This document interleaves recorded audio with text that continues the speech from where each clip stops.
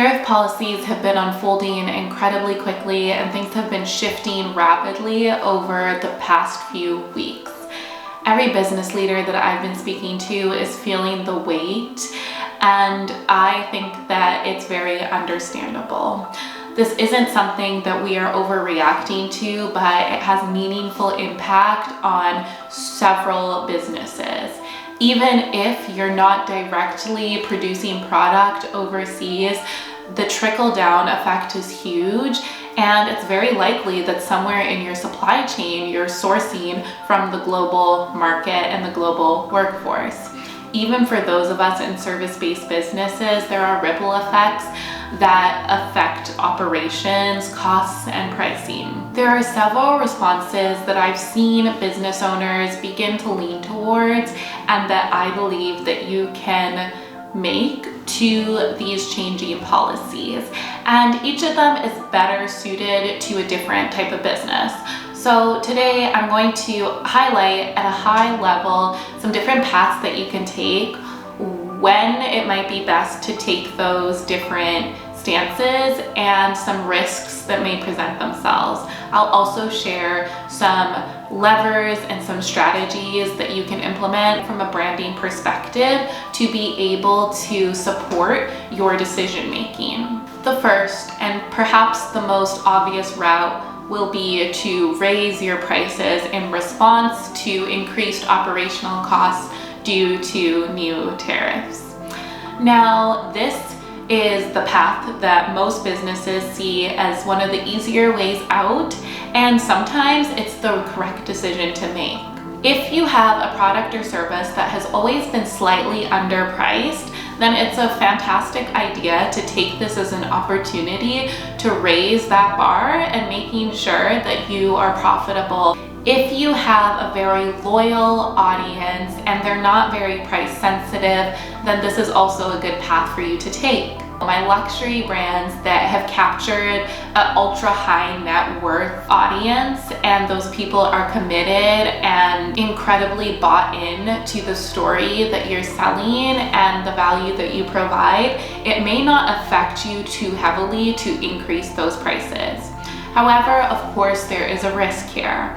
The main risk to think about in raising your prices is losing the aspirational buyer. Even for luxury brands, aspirational buyers make up a surprising amount of the sales that they are doing yearly. So it's not to underestimate how much those smaller sales might be affecting your top line. For example, for those selling handbags, let's say in the $1,000 plus range, you may not think raising your prices 10 or 20% will affect your top line. Because after all, somebody who is able to afford a $2,000 handbag would probably not be turned off by it costing $2,200 or even $2,500. When you're looking at that scale, a couple $100 here and there won't affect things. However, when you look at some of your lower priced offerings, perhaps if you're offering card holders or wallets or keychains as an add-on accessory, you need to think about how that's going to influence the buyers who are coming in at that entry level.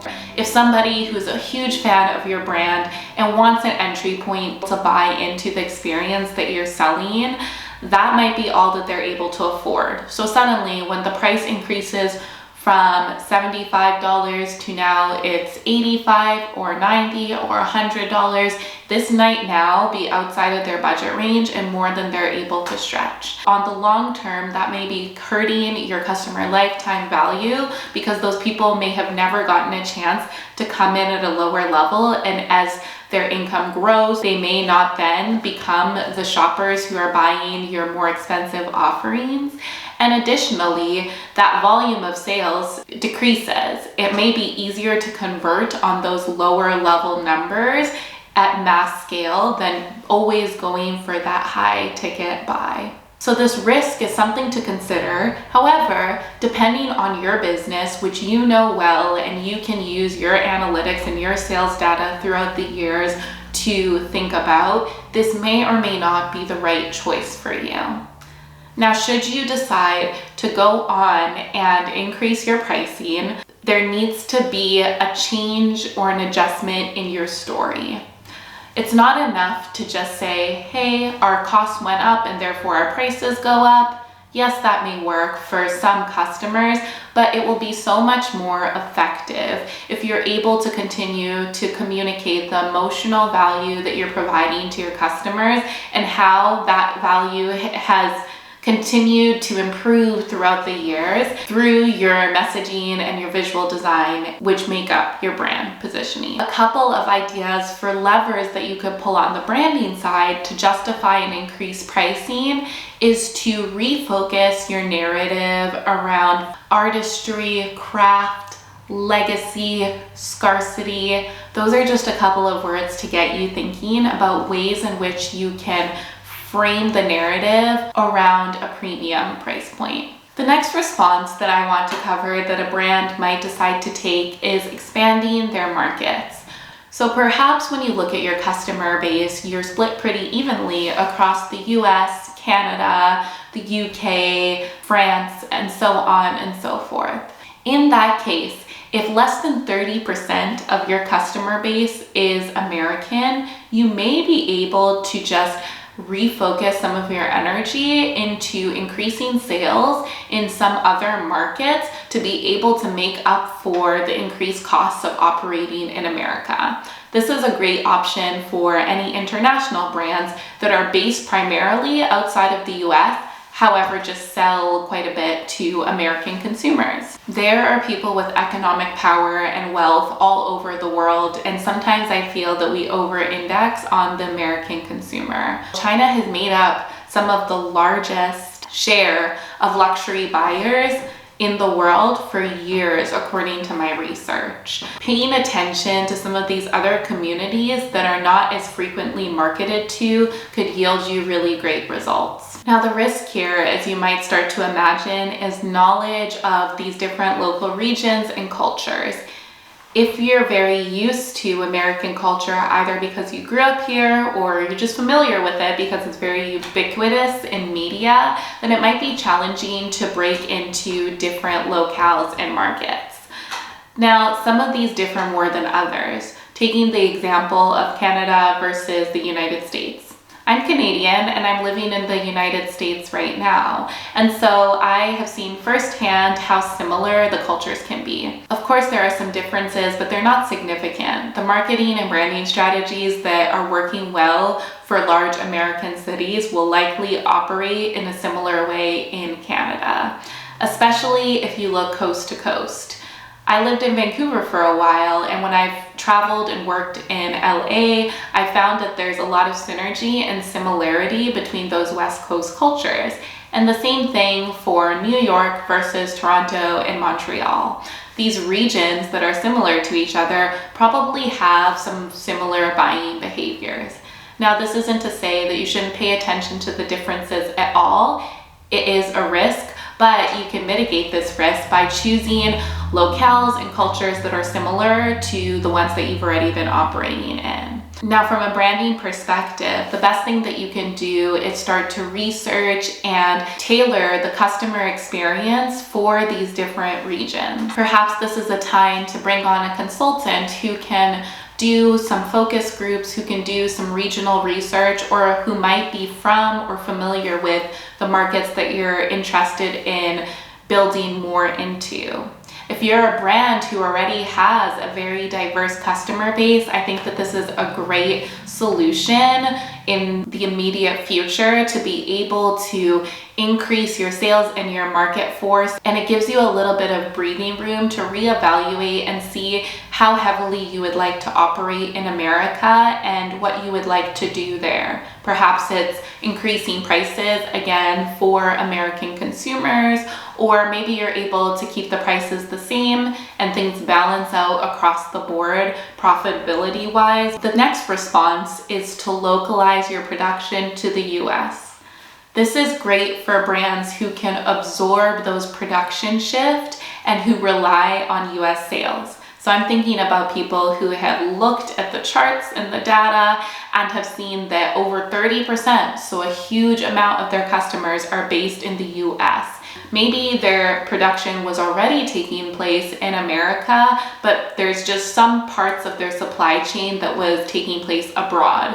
For you, it would be so great to just localize all of that, to unify it all under America, pour back into your own local economy, and protect yourself from these tariffs in the meanwhile. There may be a slight increased cost to producing everything from end to end in the United States, but that's the entire point of the tariffs. They're an incentive to absorb those costs because you're not avoiding them anymore by producing abroad anyways. Now, these strategies layer on each other, and as I'm sure you can tell by now, localizing production is a response that would likely result in a higher price point, and so you can refer back to some of the tips given at the top of this video to be able to bolster that strategy. But with localizing production, you also have the lever to pull of national pride, of ethics, and of craftsmanship, where you can share, you can document through video, through language, the production that's happening all under your nose, where you're able to supervise every part of the process and you have complete visibility of where every material is sourcing from. That matters so much to so many customers today, and so people may be willing to pay a higher price point for your business if you have that level of transparency and control over your supply chain. Another response that can go hand in hand with many of the ones that I've already outlined is to launch in small batches. This could be a standalone business model, and I've seen it done well in the past before, or it can be compounded with something else. And this is a good strategy for the businesses that have cult favorite products or intense waitlist buying activities. So I'm thinking about the brands that are constantly selling out or have one flagship item, a dress or a pattern or a product or a service that everybody is always going for and that makes up the majority of your sales and of your revenue. Now, practically what this would look like is taking away the ability for somebody to constantly at any point in time purchase your product. I'm sure you've stumbled upon this before, either knowingly or unknowingly, and it's actually a very brilliant marketing strategy that leans heavily on scarcity. I think sometimes business owners do it out of necessity. You'll see handmade products or sourced antiques that come from abroad being sold in drops rather than on a constant ongoing basis. And what it creates is this emotional pressure for action at a certain time. Now, the risk here is that it may reduce your sales volume for a temporary time, but if you leverage some branding strategies, ensuring that your messaging around your value is immaculate and that you've gotten down to a science the way that you hype up these drops, then in the long term, it could actually drive more sales. You've created a new urgency where people don't feel like if they're not ready to buy today, they can just come back tomorrow, because perhaps there's only actually a 24-hour buying window, and plus anyway, it might sell out before that window even closes. The reason that I suggest this as a response to tariffs is because perhaps you are able to localize your production, but you're not allowed to produce at the same volume or scale as you were able to before. Perhaps the manufacturers that you might start using in the US come in at a higher price point because labor costs are higher due to a higher cost of living in most US cities. And so you're not able to afford to produce thousands or hundreds of your product, but you might be able to afford to produce about 100. And so instead of constantly being sold out or trying to increase your prices dramatically or struggling and contending with this very expensive stock that you have sitting and collecting dust, you can create small batches, do drops, and build a business strategy around that. And the last response that I'm going to outline is holding steady, to stick with the status quo. Now, for my businesses that don't have a lot of tariff exposure, perhaps you're operating internationally, or most of your customers are abroad anyway, and you don't have a huge US market, or maybe you're service-based and you're not as heavily affected by tariffs as your product-based sisters and counterparts. Doing nothing, holding steady on your pricing, holding steady on your business operations might be the best thing to do. You may not think that there's a risk here, but I always believe that there's a risk and there's a cost to staying with the status quo. And it's always up to you whether that cost outweighs the benefit or not. Now, the risk here is missing an opportunity to lead or to evolve your strategy. Times are constantly changing, and if we hold steady in our strategies for too long, we risk irrelevance. If you feel that holding steady, changing nothing is the right strategy for you because you fall into one of the buckets of the businesses that I just described, then your focus should be enhancing the customer experience, deepening those relationships, increasing retention, and leaning into emotional storytelling. If you would like to get into your specifics, we're always happy to be a sounding board. Just send us an email or a message, and we are happy to book in a discovery consultation to talk through what you are facing in your business and help you to diagnose what might be the next course of action. My name is Tosin, and I'm the founding principal of Atelier Oluwatosin. We are an end-to-end branding consultancy that works through strategy and uses different design medium to achieve business goals and incredible outcomes for our clients. I hope that this talk provided you a little bit of clarity in what is feeling like a very emotional and chaotic situation. And we'd be happy to continue the conversation in the comments below or in our private inbox.